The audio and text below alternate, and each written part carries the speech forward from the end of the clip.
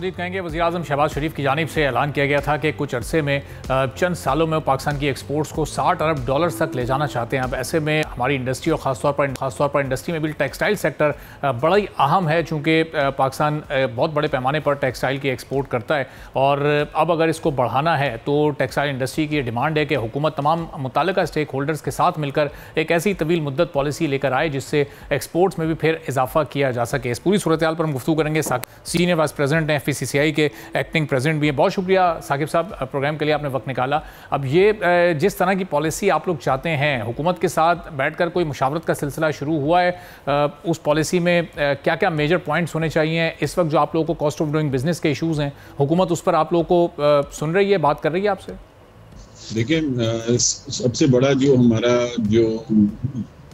है वो energy prices के ऊपर है और हम लोग यही जो काफ़ी अरसे से हम लोगों की और गवर्नमेंट के साथ हमारे डायलॉग भी हो रहे हैं और गवर्नमेंट ने अभी तक जो हमने IPPs के ऊपर बात शुरू की थी कि IPPs के जो कॉन्ट्रैक्ट हैं वो रिव्यू किए जाएं और अभी अल्हम्दुलिल्लाह गवर्नमेंट भी अब हमारे साथ एक ही पेज पर है और 5 IPPs के जो कॉन्ट्रैक्ट हैं वो उन्होंने ख़त्म कर दिए हैं और अब मज़ीद 18 IPPs को जो है वो नोटिस इशू हो चुके हैं और हमें उम्मीद है कि अब जो है वो इस पर भी जो है उनके भी जो कॉन्ट्रैक्ट्स हैं वो रिव्यू होंगे। एक्चुअली जो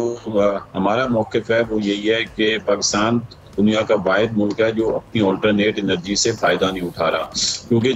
जब भी सोलर से एनर्जी अगर कोई भी इंडस्ट्रीज बनाता है या कोई भी विंड पावर से अपनी एनर्जी जनरेट कर रहा है तो लेकिन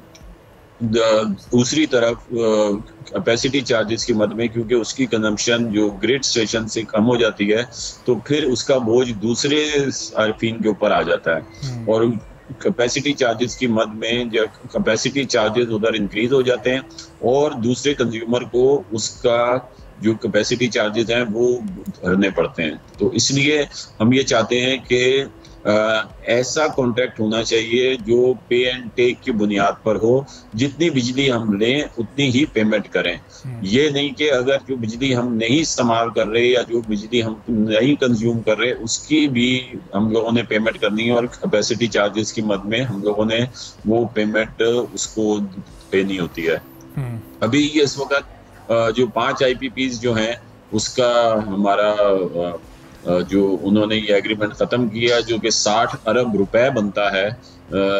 उसका सालाना और ये एग्रीमेंट 2029 तक था। तो ये तकरीबन आप समझ लें कि 480 अरब रुपए जो हमें पे करना था अब वो